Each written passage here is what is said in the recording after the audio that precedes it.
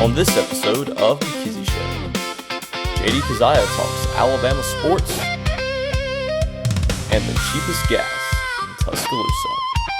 Good morning, ladies and gentlemen, and welcome back to The Kizzy Show. I'm JD Kizziah, and we talk about what you want to hear.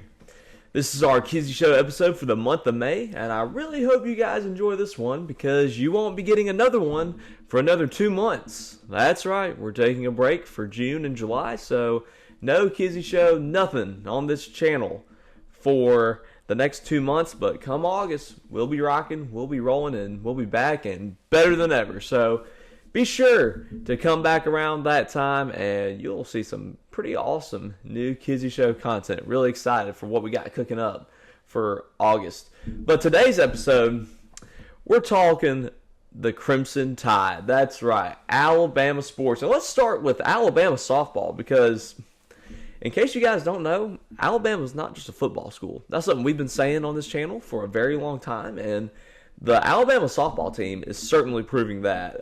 They're currently in the Women's College World Series in Oklahoma City, and so far, I mean, from the regional and super regional in Tuscaloosa to Oklahoma City, they have not lost a game this tournament. Now, this is a double elimination tournament, so if they lose a game, that's okay. You get another life, which it always makes the bracket super hard to follow, double elimination style, but I guess it's good that you don't have everything riding on one game. Anyways, but Bama hasn't even needed to use that extra life because they have not lost a game this tournament. And ever since they got to Oklahoma City, I mean, they have just dominated. They pulverized UCLA and Nebraska, which are both really good teams. To put in perspective, UCLA, they beat Arkansas 11-0. They run-ruled them in the 5th inning, and Arkansas is a really good team. They were a 2 seed overall, and Nebraska plays Texas today. Alabama will actually play the winner of that Nebraska-Texas game tomorrow on June 1st. They just beat Nebraska. Now, Texas beat Alabama in the SEC championship. This Bama team is insane. They're really good, but they're not invincible. Title card. They can be beaten, but it's very hard to. And, guys, I don't want to put the cart in front of the horse, but this looks like the best Alabama softball team of all time. I mean, they've gone 56-7, which, in case you're just awful at math, that's pretty stinking good. And they've been dominating in this tournament, guys. Like, they haven't even had a close game yet. They have world-class pitching led by Jocelyn Brisky, and they have elite hitting. And when you combine those two factors, elite pitching and elite hitting, you get an elite softball team. I don't need a doctorate in bats and gloves to tell you that. If you have great pitching and great hitting, you're going to see great results. And we're seeing that from this Alabama softball team. I think they're going to win the whole thing. Now, am I incredibly biased? Yes, absolutely. But I think even an unbiased source would say that, looking at just how the Tide are rolling right now. So, we'll see if that pans out because, you know, any given day, anybody can have a bad game. But the way this team's playing, I don't see any bad games in their future. Let's jump now to the Alabama baseball team, who has also had a stellar season. I mean, I feel like ever since the Alabama football program has declined a little bit, all the other sports have kind of made up for it with the basketball, baseball, softball. We even got the adapted athletics winning national championships. If you want to check out our interview with national championship winning head coach Ryan Hines, who won his 6th straight national championship as head coach of the women's wheelchair basketball team. Check out our episode in April. That was really fun. But let's talk Alabama baseball. They are right now in the midst of the Tuscaloosa Regional, actually hosting a regional right now. It's big news. And they also have not lost a game yet in this tournament. They've already played 2 games. First game, they pulverized Alabama State 21-3. It was one of those where if parents, you were watching this game, that's one you just got to hide your kids because it was getting ugly, getting nasty. I mean, they should have called that game before it. I mean, it was brutal.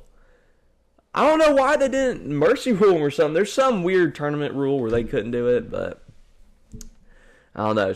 I feel bad for our little bros down there in Montgomery. Hate to do you like that.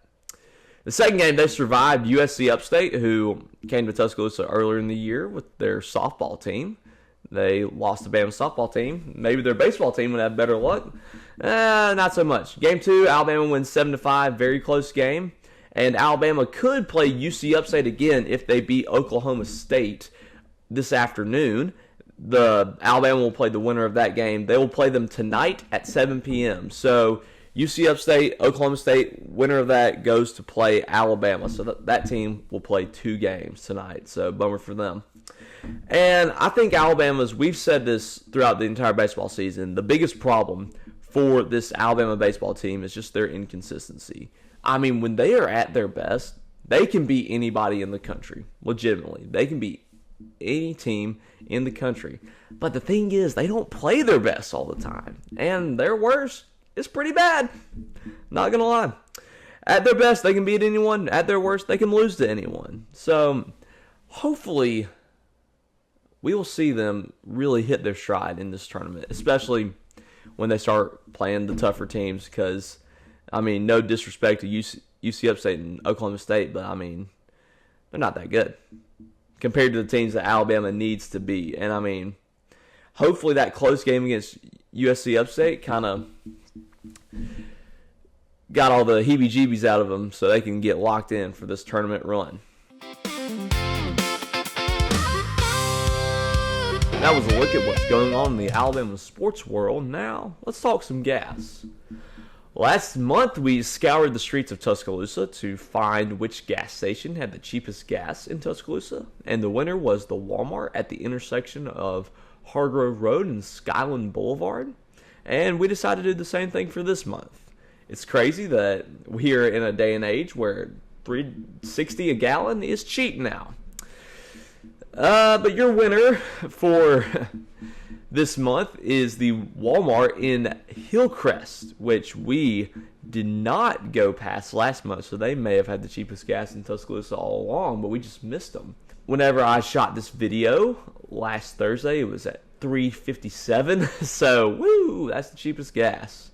You're the winner, and I think the loser here is all of us, because if $3.57 is as cheap as we can get, then we're kind of cooked. Anyways, that concludes this episode of the Kizzy Show. We had some more stuff planned.